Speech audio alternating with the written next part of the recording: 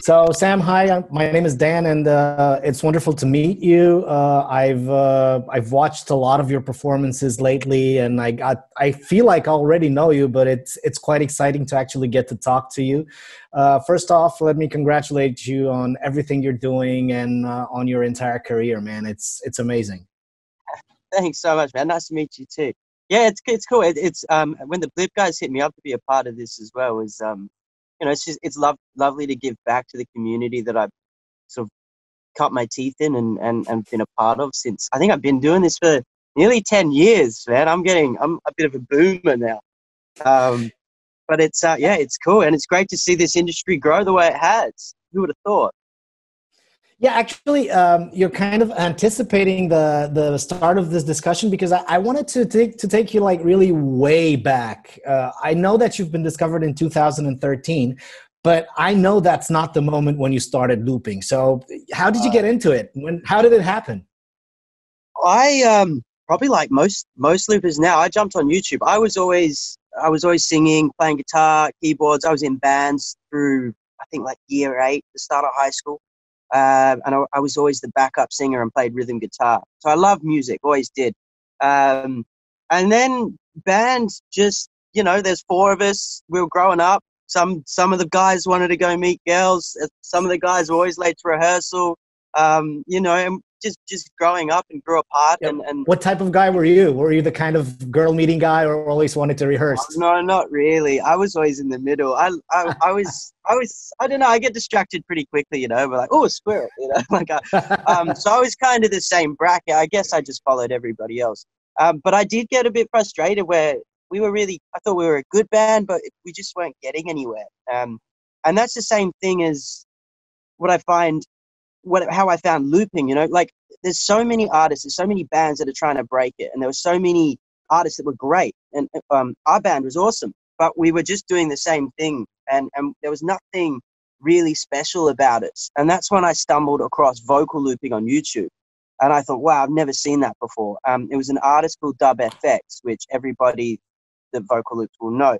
And yeah, we've had him in Romania more than once, and he draws an awesome crowd. Yeah, he's awesome. Yeah, he sells out there, I believe. He does some big ones. He does. I'm actually I was just on the phone to him. He's doing my next 2 singles, which I haven't announced yet, but he's recorded my next 2 singles. So wow. We're working together a lot. He's actually featuring on one of my tracks, which is mind blowing for me, because I started because of him and now here I am working with him. But I saw him doing it and it blew my mind. Just blew my mind that you could do that with your voice. Is sort of that live production on the spot. Just I couldn't believe it. And I sat down and watched every single one of his videos, and started to look into this and found other loop artists that were doing it. And the next day I went and bought some looping equipment and just started. And then I started looping. So that must have been 10 years ago. Literally because I found Dub.FX on the internet, and then here I am. That is amazing, especially that now, 10 years later, you're actually working with a guy. I mean, that doesn't happen a lot. To actually in 10 years to get to work with your idols is not a frequent story. So yeah, lucky you, man. I always thought it was way out of reach as well. And the first time he came touring around Australia, I must have been only looping for 4 years. I was pretty new to it, and I reached out to him saying, "Hey, I'd love to play a show with you." And as just expecting a no reply, and straight away he's like, "Yeah, do you want to open?" It's like, okay. So it's that guy that you see up there on that pedestal that's impossible to reach is actually just a really nice dude that wants to connect with people that are like-minded with him. But I think that's what the looping community and beatbox community is about. It's about people sharing their skills and leveling up, especially through these times where we're in lockdown. I see everybody's leveling up right now. It's really exciting to see. Yeah, I have a question though. You said that you played in bands, and then once you discovered looping, that kind of came natural to you. But is playing an instrument, or actually knowing how to play music, or is that mandatory for looping, or can I start and maybe learn to play as I go along? I think it's a bit of everything. I mean, you can do anything to a certain level, right? Some people can levitate, some people are just standing on one leg. It if you can play a musical instrument, you understand keys, tones, music better. I play keyboard, guitar, a bit of drums. I started playing harmonica and stuff like that. But guitar, I was quite strong at. I actually write all my songs on guitar because it sort of brings more melody and brings more focus on good songwriting. And also with live looping, it's kind of production based as well. So I'm starting to see, and there's a lot of tutorials going out at the moment with the top guys are sort of teaching the others how it works. But like even for a kick drum, for example, you got to know where to cut off the frequencies, how to make it thump. Like you need to know a little bit about production, music production to be able to loop well, in my opinion. So absolutely, if you can play an instrument and you know how to mix a drum kit, how to sing in key, how to where the frequencies for a lead vocal should sit on an EQ bandwidth, it all helps. I actually spent a lot of this year. I've done online drum lessons on how to mix drum kits, and I've been applying it to my beatbox tones. The same with my vocals. I've been learning about how people mix choirs in different rooms and what the different spaces and the different reverbs mean, and treating my elements as real instruments and then bringing it into my room, into my headphones, and translating it into my videos. So yes, I think it's super important to just sit down and learn how to produce, learn how to play instruments. The more you know, the better, and the quicker you'll learn. So you can start without knowing how to play an instrument, but once you get to a certain level, you can't pass that level if you don't know how to actually play music, because looping is actually creating music. Correct. Yeah, I think you can always make noise, and you can always make it sound good. But you can get to a comfortable stage. I think I got to a comfortable stage where I didn't want everything to sound the same anymore. And I never got into this battle scene which is blowing up, and it's crazy. I'm honored to be out here and judge it, but I can't do what these kids are doing on these pedals. I do it differently. I focus on, I write a whole hour set, for example, or I've got a 2-hour set now. And if I was just to do drop and long builds after the other, the crowd get bored. And even I played a big show in New Zealand, New Year, I think it was, or just after New Year, I think about a year and a half ago. And I had this set prepared, and my songs were like 8 minutes and 4-minute builds, and then whoa, whoa, whoa, whoa. You do the whole thing live, and you start to see, when there's a crowd of like 2,000 people, you start to see them talking. You start to see them go get a beer. Them, they lose focus. Whereas as opposed to, that's when I sort of realized I needed to change it up. I couldn't just be doing these full vocal loop builds. I had to bring pre-save stuff into it and build live sets that would keep people interested for an hour, up to 2 hours. And when you're going back to back against DJs and bands at festivals, that's what I've been focusing on mainly, how to hold an hour set with just your voice as a loop artist. And that's what I'm finding is different in the scene at the moment, where a lot of people are coming through not just to battle, but I don't know if they're thinking about the next step. Like once they've battled and once they're in that competitive league, what do they do after it? How do you turn that into money? How do you turn that into income? If you want to be a full-time musician, you can't just battle and release YouTube videos. Like, what's the next step? Just a couple of thoughts. Am I allowed to drink beer in this interview? Or is that... it's okay. It's okay, man. It's evening in Australia right now. For us, it's still 11 o'clock in the morning. So I'll stick to water myself, man.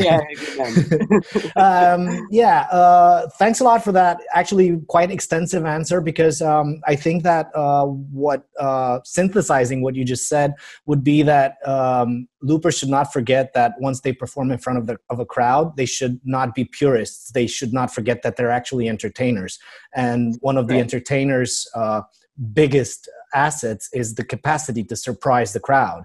And that, if you keep repeating yourself and doing the same thing all over again, you'll surprise them a couple of times, but then, they will need to be surprised differently. Okay, Absolutely. Let's go back.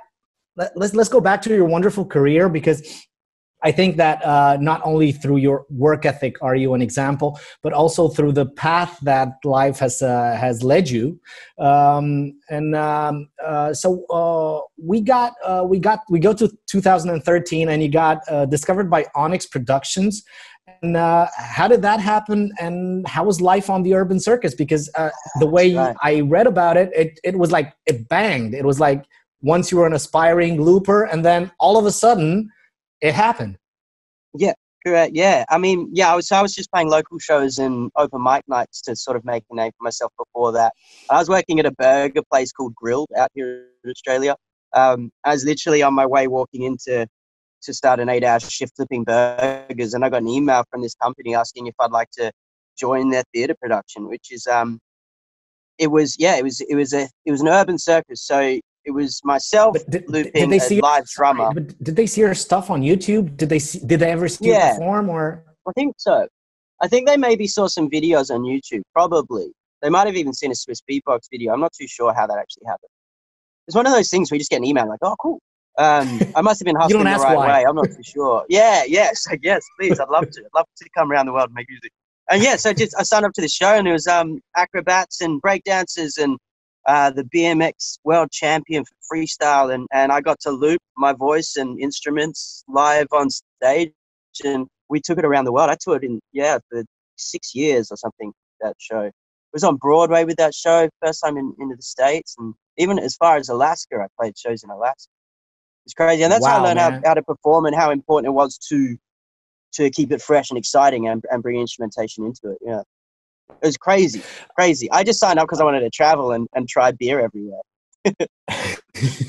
And of course you did that, but I'll bet that except from the logical thing that you traveled and you drank beer, for you as a performer, this this tour meant a whole lot. I mean, it meant that you actually had to perform. You actually got your music and your showmanship in front of different crowds in different places. You actually had to perform on nights when you maybe didn't feel so well, or maybe when you were Yeah, down in a, I don't know, maybe you found something out, you had bad news from home, whatever. And actually you turned into a pro the best way you can on stage, touring. That's what makes a absolutely. pro, right? So Absolutely, yeah. And my those question, tours are intense as well. They're theater shows. You play like 7 shows a week some weeks. wow.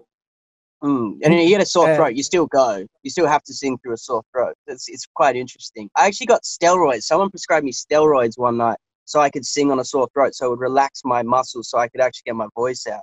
It's also it's a lot. You sacrifice a lot to tour that much, but you learn a lot. You're right.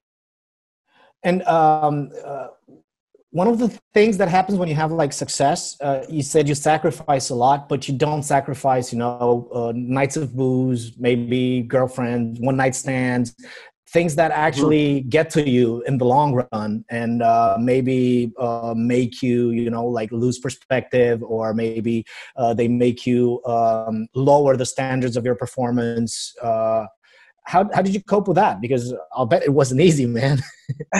Well, I've actually I mean, I love music first and foremost. I want to perform all the time. That's my passion, and I like to think that I'm a professional at it. Yeah, I like to travel around, drink beers, and go to parties sometimes. But I've actually had the same partner for 11 years. I was dating the same girl since before I started touring, and a couple of years, I was away for 8 months of the year each year, and we're still together today. I actually married her two years ago, and I don't tour as much now, so she stuck with me. But no, it's not really about the parties and the distractions, right? Everything's a bit of a distraction. Even in lockdown, you can get distracted. You're meant to sit down and do your music, but you want to play a video game. Um, I think it's all about focus and determination, and and what drives you. I get driven by people telling me I can't do stuff. And it seems weird, but when I see a negative response about something, or someone didn't like what I did, or I feel like I have to go and show them that I'm better, it helps me prove something to myself by proving to someone that I don't care about, if that makes any sense. But that's what drives me when if I doubt, if someone makes me doubt myself, sort of go, oh, hang on, no, I'm pretty good at what I do. I believe in what I do, and I think I deserve an opportunity to be here and make a living through music. So that's what drives me. But focus, 100% focus. When you have to, party when you can. Um, but yeah. I think that the most important thing that you said, of course, thank you for sharing your personal driving sensors or stimuli. But I think that what we have to understand is that it's something personal. Each of us has a special something that makes us keep our focus. It can be, I don't know, jogging in the morning or praying, or I don't know, it can be whatever. But once you discover what keeps you going, you have to apply that recipe in order to stay a pro. I agree, especially when you're doing it so much. I'm writing a lot at the moment, and I've been hitting a wall with it because I'm doing it all the time in this room every day, and you feel like you have to. So I've just started surfing because I'm lucky enough to go. I live near a beach. I'm lucky enough to leave my house, and it's really helping me. You get out in the morning and surf. You come back, you can write so much more because you can get so locked in these rooms and so trapped in your own thoughts that you just hit a blank. Yeah, especially during these times when actually you're locked in a room, but the whole world seems upside down, and it all invades you in that room. But let's not go there. No, let's not. No, I think everybody's talking enough about that. I agree. I also watched some of your performances at TEDx, and I wanted to ask you about that because it's a different kind of audience. It's not the audience that's accustomed to looping. Maybe some of them have never witnessed such a thing, and I don't know. I've talked with a lot of performers, and most of them told me that they feel the audience as one huge collective character. It's not at one time. It's not. You feel all the people's energy channeling towards you, and you give it back to them. It's not like different people there.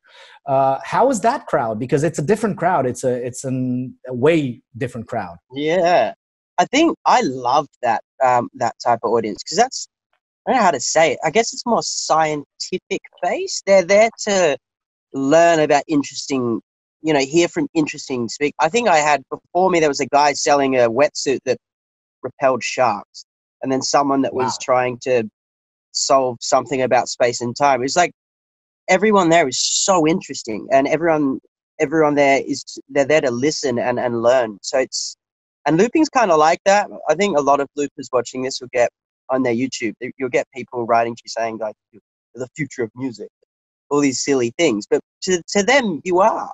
To them, like what you're doing is so out there because they're used to just hearing a band play, and you're doing that all with your voice. So you get I think that sort of crowd is perfect for loopers, a TEDx crowd, because they want to be amazed. They want to say, no way, you can't do that, and then to see you pull it off. Very attentive audience as well. So it's kind of like a uni lecture. It's quite nice. People aren't throwing beer bottles at you and telling you to play Justin Bieber.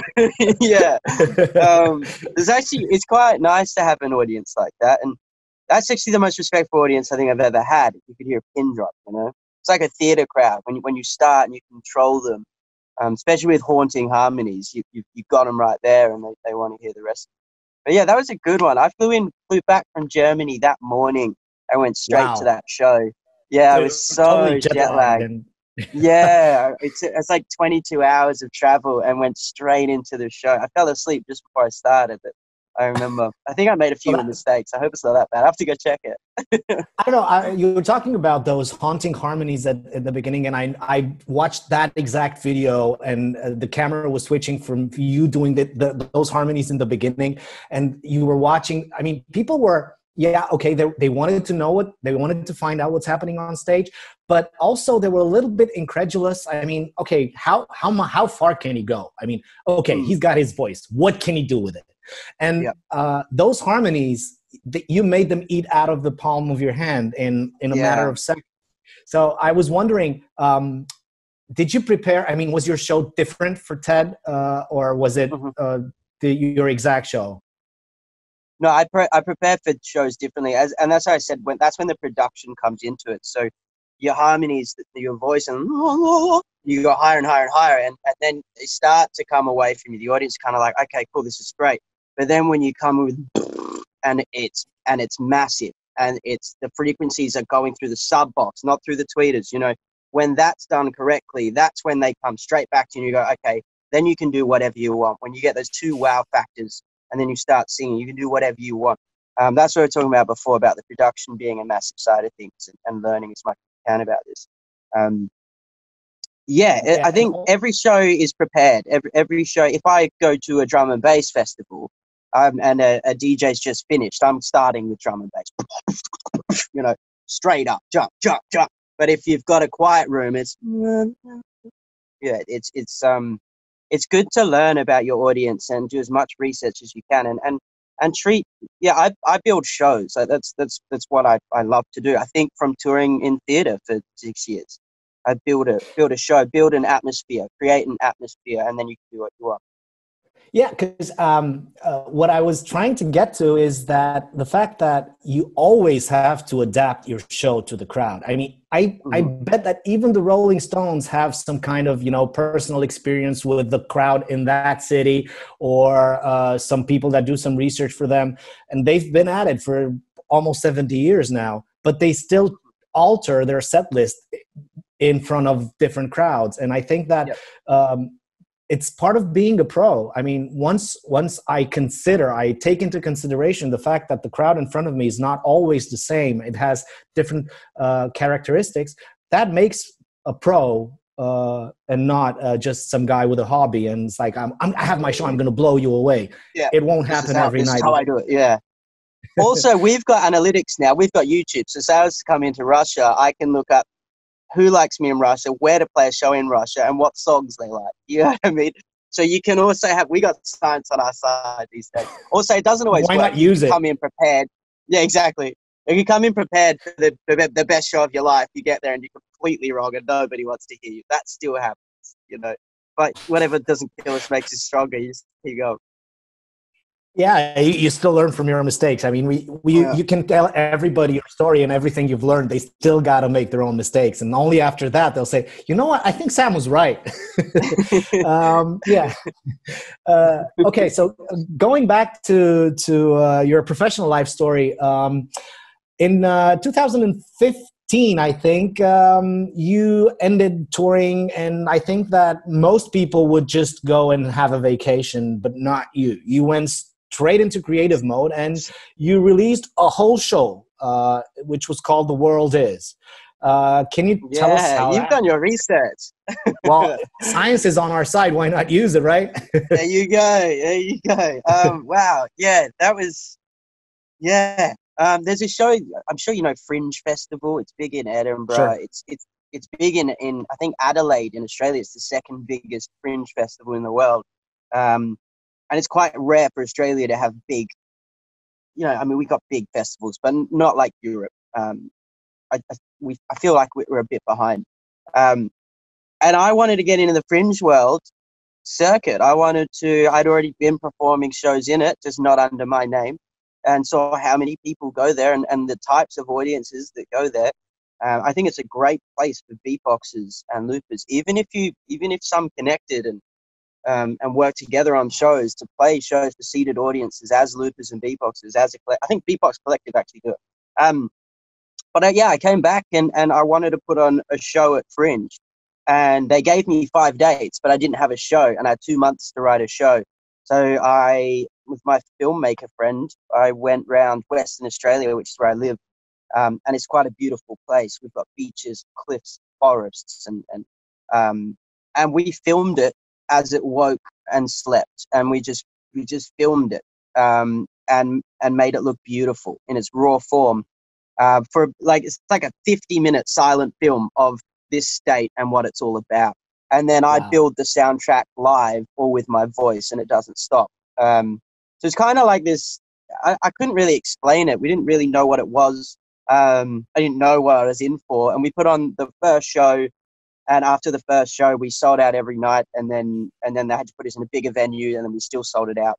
And then we brought it back the next year, and we sold it out. And then I went on. I think I went on The Voice, and I stopped doing that show. But I forgot about that show. I should do that show again. I loved that. Yeah. So for the people who don't know about it, it's a show where we have 50 minutes of silent movie showing your state. And the people in the audience, they see you with that backdrop of images, and Correct. they see you making the soundtrack as it goes. Yeah, so I got a little light on me and on the stage, and there's a massive screen behind me, and I sort of dance with the project, and each night's different because I'm looping. So like, you know, when it's a serious scene, or it's really hard to explain. It's not really online. It's only live. It's only an experience. No, I know it's not. In a room with me. Yeah. And which I think is Nice. kind of cool. If you want to see this show, you can only see it if I decide to put it on. Well, come to Romania, man, because I'm dying here. But it's cool. We had scripted scenes in there as well, where like an army man would be leaving his wife to go to war, so I got paid actors to come in, and it'd be an emotional scene, or a dancer dancing in the forest with flower, like colored dye, and all these like haunting scenes. We broke into an abandoned mental asylum and filmed it at night. Wow. And yeah, which is completely illegal, but it's so scary. And so that's in the film. So I make my haunting sounds to it, and when that's loud and it's big and it's live, it's like it's a good. It worked. It was a good shot. Yeah, I mean, I forgot about that show. Well, good. You owe me a beer. I do. The thing is that the idea that struck me as I read about it, because I couldn't watch it, of course, was that it actually takes us to the beginning of filmography, when silent movies actually had a real orchestra playing while the movie was going, and the musicians were doing the soundtrack to the movie as the movie was playing in the theater. It's such a cool concept. Yeah, and that took me, I mean, that's the first idea that struck me. And I was wondering, okay, you didn't know what you had before you had it all done. But how do you go from, okay, I need to do a show because I want to be on Fringe, to that? I mean, the exact thing was, they gave me a seated room when I wanted a standing audience. So I was going to play hip hop and drum and bass, but I couldn't. So I asked what the room had, and they had a big projection screen. So I went, all right, we'll make a movie, and I'll perform it live. Again, that's just just follow your gut. And I think there's another lesson to be learned from this amazing experience of yours, and that is, the more they try to corner your creativity in a tight little spot like you were, the more creative you can get once you forget the frustration and say, damn it, I wanted to do hip hop, but I can't. And then the only thing you can do is like, okay, this is the situation. What can I do? And that's the first step. So I think sets your limits is good. Yeah, I've actually been doing that with my writing lately. I'll ask, because you can write anything in any genre with any instrument. It's like I've started to go and ask my wife, like, give me a topic to write about, give me a BPM, and give me a key. And it's so much easier because that day you've got some sort of goal, or it's you can achieve it. Which is correct. I had this I had seats, so I had to do something where people would want to sit down. You had seats and a big screen, so let's do a movie. It makes sense. And it worked. And I think people should remember this, because once you start out and you start dreaming of becoming an artist, the only answers that I got from aspiring artists were like, yeah, man, I want to be world famous. I want to really be successful. And I want to write great music. And once you have no limit set to your creativity, it just blobbers all over the place. You're everywhere and nowhere at the same time. So set yourself creative limitations and try to stay in those, and you'll have beautiful products emerging without you even realizing it. I think that's a very valuable lesson. And also follow what you like to do, right? Like I wanted to do that. I thought that was cool. So that's why I did it. Fundamentally, like, there's films like Samsara, and there's films like this, The World. It's beautiful. And I wanted to do something like that. So I did. I think, like, what you think is cool as an artist is cool. You just got to show it the right way, get your vision across. I'd rather flip that statement, and I'll say that if you as an artist think something is not cool and then you do it, it won't turn out right. You cannot spot on. Put cool into something you don't believe in. No, you have to absolutely back yourself. Yeah. And you'll be wrong all of the time. Exactly. But it's cool. But it's cool. If you think it's cool, just go be wrong, man. It doesn't matter. You'll know it's cool. And I think that if you keep at it, there will come a time when people will say, you know, I don't really know what this guy is doing, but he seems pretty convinced by it. I think I'll give him a try. Yeah. So yeah, slowly you'll start having an audience around you. Make them believe. Now, I'll bet you still train. I mean, do you still train to hone your craft? I'm not talking about just songwriting. It's just becoming maybe a better beatboxer, or maybe better at singing harmonies. I should. Yeah, I should. No, I do. I just don't train beatbox, and I never have, because I'm just not. I do enough beatboxing to get it down, and then get into what I love, which is the harmonies and the singings and that bass line.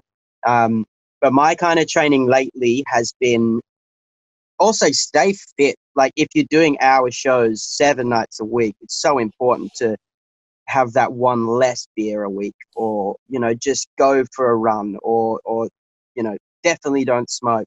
Definitely don't smoke. You're a beatboxer, loop artist. Definitely don't do that shit. That's dumb. Training wise though, it's like I said, this year being in lockdown, so we were in lockdown for a little bit. I'm lucky. I'm in Perth, Western Australia. We're like the most isolated city in the world, so like it's like there's no pandemic here, which is crazy. But it's the only time it's been good to live in Perth. Hey, you had the Olympics at one time or another. It's so far away from anything. But for me, training is learning. Yeah. I train. How do I train? I do production lessons. I'm learning. Have I lost you? No, I'm here. I see you. I can see you now. Okay. I training wise, like learning how to mix a drum kit, and then how that snare frequency looks to my snare frequency in my bandwidth, and then just live production, leveling up, keeping on top of your gear. Everyone's on RC505s at the moment, which is the loop station I'm using. But what happens when a new one comes out? Is everyone going to be on that? So I've actually been looping on my software. I've been singing tracks rather than looping live. And I'm building songs now. I'm writing songs with guitars, with producers, with produced beats. And then I'll do live loop versions for YouTube or for the audiences that way for live shows. But that's what I've been focusing on, growing as an artist. My next shows might be with a band. I don't know. It might just have 2 songs that I beatbox in. I might just do 3 vocal loop songs, and the rest might all be with a band. Or I might, I don't know yet. But I'm learning everything I can, because we're stuck at home, so we might as well learn things. But I should beatbox more. I should learn that more. I think when you rehearse so much, you get so bored of having headphones on, hearing yourself all of the time. I'm so sick of my voice, like so sick of it. I won't watch this back. I never watch anything back. I think that's why I'm so relaxed. I don't really care about it, because I just hate it. I think it goes with everybody else. And just so sick of it. I hear myself going for 8 hours a day and just changing a frequency. Yeah, I'm so sick of it. So yeah, I'm learning. I'm picking up guitars more. I'm picking up keyboards more. I'm writing more. I'm writing ballads. I'm writing ballads and then turning them into drum and bass, which is fun. And then focusing on not writing music all the time. We put so much pressure on ourselves to hit schedules and make sure you upload on YouTube all the time. You must do this and this and that. And every time I stress out about it, I just fall behind. And the more that I go, okay, I'm going to do music this day, and this day. And then the rest of the days, I'm going to play computer games, go to the pub, and maybe go for a surf. It's important to, even though we're not paid for a full-time job, I know we're beatboxers and loop artists, and it's a hobby for a lot of us out there. It's still such a taxing job, like creativity and to be able to create and come up with your own versions of your own things for 8 hours a day is exhausting. So it's important to get out of the room and clear your headspace and do other things and see friends if you can. I fall into a hole. I just like headphones on. and go. So yeah, I'm trying to learn just to relax and be happy in my own skin at the same time as leveling up the music. I think that looping might be the cure for narcissism. I mean, you can't love yourself that much, right? I mean, if you're a narcissist and you want to get over that, just become a looper, man. It'll grow. You'll grow past it. It's so annoying. Okay. Now, say I'm a young guy. I'm hearing this interview, and it's the first thing that you are a young guy. Yeah, thank you very much. So are you, man. Hey. Yeah, share that deal later. Okay, boomer. Yeah. Okay, so I hear this, I hear you, and I want to become you. How do I learn the trade? I'm here in Romania. How do I go about it? Okay, let's say for imagination's sake that I play a little guitar and I've played in some bands, but I want to try this out with looping. How do I go about it? I mean, first step would be to get a looper. Everyone jumps in and buys, like, a lot of people buy equipment and they see people like me or MB14 or Tom Thumb or DubFX are using. And a lot of kids can just pick them up and use them straight away. Like, kids are crazy these days. But a lot of the time, it's not the case. I've probably spent 10,000 hours on that looper alone. I've broken like 6 of them. You gotta devote. It's not something you're just gonna pick up and be good at. I mean, you can get to a certain level, but if you want to like stand out, you've got to really, really, really train on it. But if you want to just get started, just get a basic looper and learn some basic chords on a guitar, or whether you're a singer, just go and then harmonize with it when the loop comes back around, and just start to understand what a loop actually is and what you can actually do with that loop. All the effects and the slices and the filters and all the tricks that everybody's doing, that all comes later. But as long as you can hold a note, you understand music, and how a basic loop works, then you just need a loop station and some headphones and a microphone, and away you go. But don't break the bank. So many people, like, I think I heard, I don't know if it's true, but I heard a lot of Australia sold out the RC505 once after the final of My Voice run, which is amazing. But I wonder how many were returned. You know, I wonder how many went just put that down and picked up the PlayStation. So it's not, you got to really want to do it. I think it's just got to be fun. Definitely don't buy a loop station and be like, I'm going to become famous. It's definitely not about that. It's about wanting to express yourself and having a story that you want to share with people in a creative way. And if you have that feeling and you've just got this drive to do it, then go for it. Or just take it back and buy a PlayStation if it doesn't work. Okay. We talked about starting. Now, let's talk about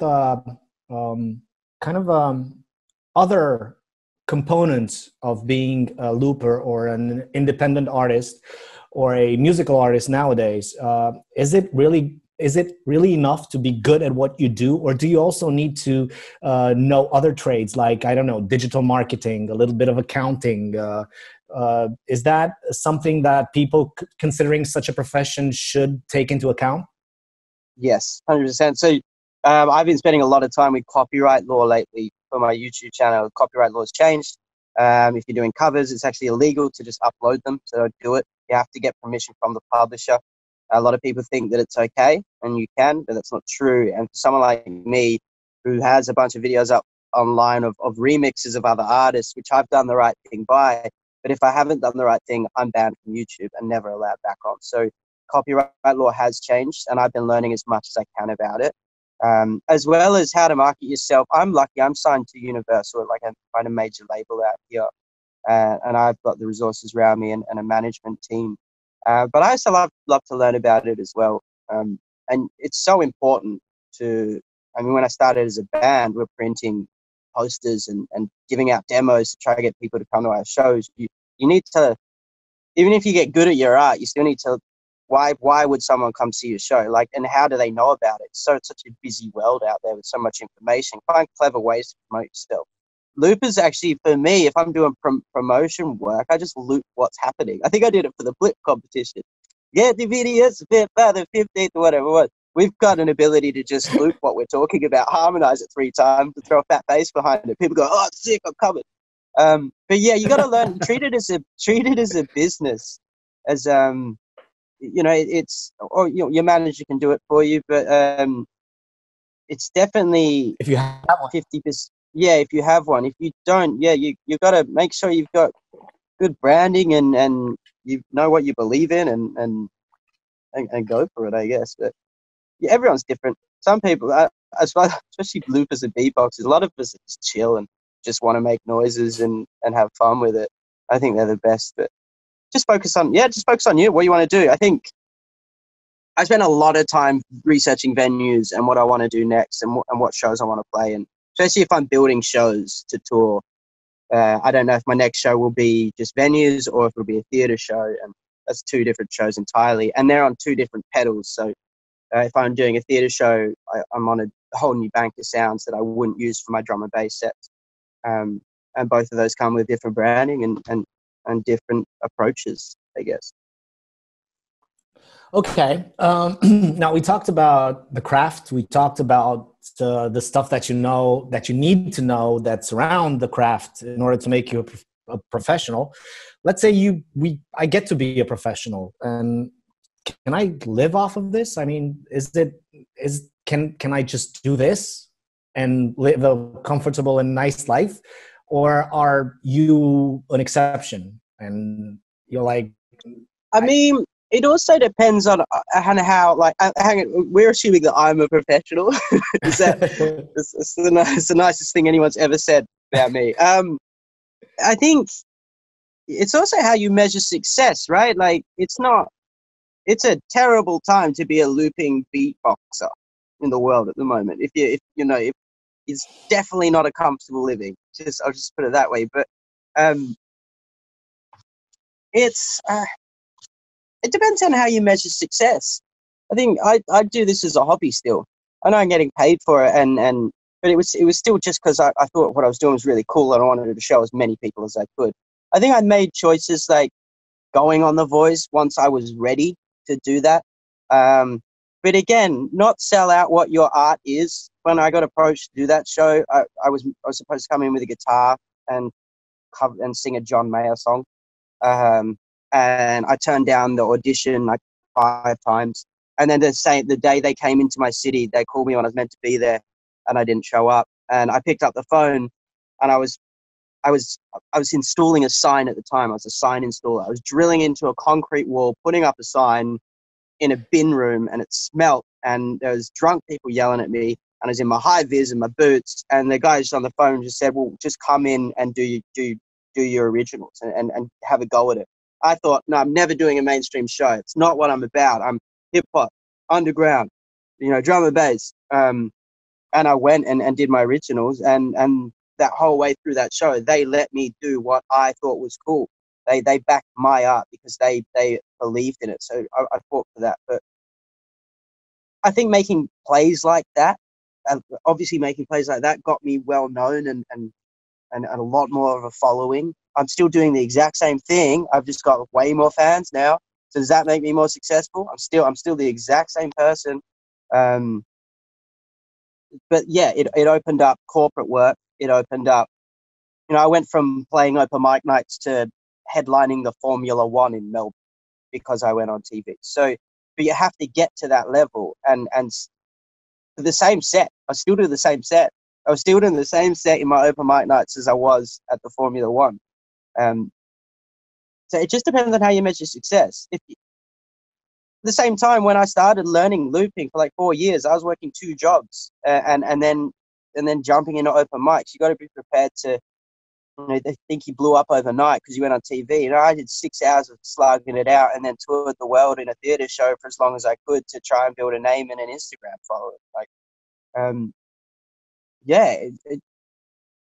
It just depends where you are and where you want to do it. I'd suggest if you want to be a looper, right now, I think the best thing to do is focus on putting EPs or singles out. And I'm starting to see a shift in the looping world that I'm starting to see it come out on Spotify more and more, and we're starting to integrate it with producers more and more. It's been quite an issue trying to translate looping music, what that sounds like in a car, as opposed to on YouTube. That's where I've been at. And then how do we then take our record or our EP or our single and perform it live? I think that's really important. Spotify and streams, and start building your streams up and getting paid royalties slowly, surely. If you can stay independent, do it. I wouldn't sign to a label unless they're offering you something crazy. But if you can manage yourself, if you're motivated enough, if you're focused enough, you know what you want, do it on your own. Because you know what you want. It's your music. And if people already like you and you're already doing well, then you're doing a good job at it. But yeah, certain plays, if going on TV worked for me once, because it was the right time to do it. And I said no a bunch of times, but then I felt like, okay, you know what? It's probably better than putting up this sign and being yelled at by those drunks standing on top of this bin. And again, I didn't think after you had toured the world, man. Sorry, after you had toured the world, because that must have hurt. That must have hurt so much more. Yeah, it does. Yeah, when you finish a sign, no one's clapping you when you've got, great job. It's there's no audience anymore. That's the real world. And I'd spend half the year touring and then half the year putting up signs on the freeway, and that made me love music because I wanted to do it so much. It made sense. And that's, I think I had so much drive to get there. It was the right time for me to go on TV in Australia and be like, this is what I do.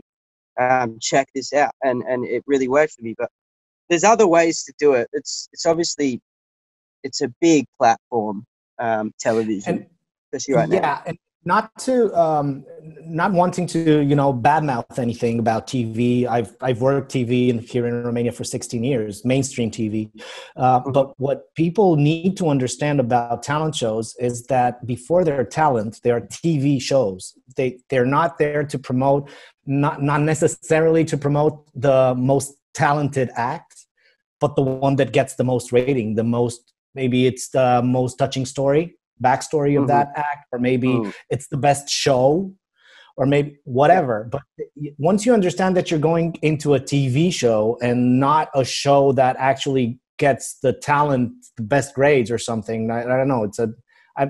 Even the notion of talent show is a paradox if you start really thinking about it. Then maybe you understand what it's all about, and then you have like an honest expectation of what you're going to get, because you didn't go there to win. You just had the drive to show as many people as you could what you were able to do. That was your drive, and that was it, and that worked. Absolutely. For you. The rest was extra. I never think, I don't know what I'm doing tomorrow kind of guy. I had no idea I was going to go that far on that show. Before I went on for the first thing I did was a song called When Doves Cry. That's one that went really well. Before it went on, I looked at the producer next to me and I said, you told me that if this goes bad, you're not going to air this. Because I was worried that my 600 followers at the time would laugh at me because I choked. You know what I mean? I had no idea. I was in that mindset. I was shaking. I was like, if I muck up, this doesn't go to air. Like, tell me you'll pull it. He's like, we'll pull it. You won't muck up though. And it went onwards and upwards. So I think that's it. The mentality. I just want to show people what I do because I really love it. And we all have one shot at this thing that's called life. And if you find something you love, people connect with you. You should absolutely give it everything you've got. Otherwise, you just sit there wondering what if. And that's the moment I had to realize. But again, I'll say I was doing the same set in empty open mic night bars that I'm doing at the Formula One F1 in Melbourne. It's just now more people care because they know. But I just say that because I was slogging it for years and I just didn't know how I was going to get a following. And it's such a hard thing for an artist to just give everything they've got and look at other people and think, I really think I deserve that. And it's taxing. It's mentally hard, as opposed to if you're working a 9 to 5, you've got an income. You know when your paycheck's coming. With for us, I hope I get an email this month. It's a stressful job, but it's worth it if you believe in yourself and if you find balance in it. That moment when people connect and you get it out and they jump and they sing your lyrics back to you, it's worth every bit of struggle. Okay, that's very inspiring, and I think you answered about 3 or 4 questions that I still had for you. Okay, thank you for that. You're making this really easy for me, man. It's all right. I'm running out of beer. No, well, we're nearing the end here. No, we're nearing the end here anyway. I just wanted to know your opinion about Blip. What do you think about Blip, and what do you think it can do for the looping community? Blip, beautiful. First time meeting them. Really, like, just visually as well. I went on the website for the first time when it all started. I just wasn't expecting it to be so professional. And the talent that came through is just great. It's I remember MA just, yeah, he was the first video I clicked on, and I was really hoping for, obviously I've been at GBB. I judged the last GBB or the one before, the last one, I think, because they cancelled it. I've seen it in its biggest, craziest glory, and they're so technical, and it's so a lot, and the one thing I noticed lacking was singing and vocals, and I really want to start seeing that more in looping. I feel, you know, we're focusing on the RC505 so much on what it can do. When the next one comes out, are we all changing our style? Or, you know, it's about songwriting, write songs, and then fuck them up. You know, can I swear? Sorry. Yeah, sure. I guess. I don't know. Well, it's too late now. So yeah, fuck them up.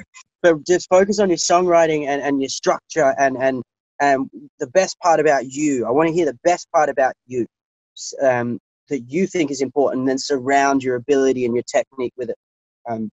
But yeah, it was amazing to see. The first few was just vocals. Another spread, Josh, I think his name was. I don't know. I can't remember the name, but I saw your reaction when you did the listening, when you filmed yourself listening to the, and I actually, your face lit up. You said, this guy is singing. I was hoping that I'd find somebody who was singing. And I think that tells it all, man. It was a very sincere reaction. Okay, so it's a Romanian. I love it. Like, it's not about it. This kind of competition. This kind of competition is not about winning at all either. I think I don't even know what the prizes are. I got it up behind me. It's not about that. I got to sit there and watch what other loop artists were doing, and I know what you're doing, and for me that's exciting. It's like it's like I live so far away. I don't know another vocal loop artist. Not in my city. The closest one to me is Tom Thumb, and he's across, you know, I can't get to him. We can't hang out. So to be able to just watch art like that and share it and to see it for the first time is that's what it's all about for me. And it's really cool. It's great to see what everybody's doing. Now, the loopers community is rather small compared to other artists. I mean, if you put loopers and guitarists, there are probably, I don't know, 1,000 more guitarists in the world than loopers. Do you think platforms like Blip will bring more people to looping, or do they have a coagulative role for the existing community of loopers, or is it both? I think a bit of both. I think I want to see companies like Blip or platforms like Blip working with Boss, Roland, that make the gear. And I think about this a lot. I see the RC505. That's our genre. Everybody's using that pedal. And they're using the effects on that pedal. And it's sort of setting a scene for our genre. So the next pedal that comes out, if it completely different effects or completely different, we rely on it so much. So I think it's important that the Boss start speaking and start these maybe competitions with these platforms and speak to the vocal loopers more, and because there's a lot more that we could do now. It's a small scene because it's a new scene. It's so fresh. Even though I've been doing it for 10 years, it's so fresh. I want to see more options. We've got one option essentially at the top. If you want to be looping like this, you have to be on RC505, in my opinion. And I'm using a bass guitar effect pedal for my voice, because all the effects on the vocal processes that you get are boring. They're not that you click a button and I've got reverb. Nah, like I want to control my reverb for my voice. I've got my own voice box. I'm not like, it needs to work with me. So I'm using a bass guitar pedal, wiping the memory and building it for me. I want to start seeing more stuff like that, and it will come. But it's just we're so restricted to the gear we have. We're eagerly waiting to see what comes next. So, yeah, I think it'd be cool for Boss to get more involved in these things and work with platforms like Blip. I don't know how. I mean, I could think about it and put it all in writing, but I don't know. I want to see the people that are making the equipment and making it possible for us to invent this genre, to team up with platforms like Blip and Swiss Beatbox to help us and give us more. Like, these kids are doing the most crazy things, like mind-blowing things. How far are we going to be in 10 years if the right people help?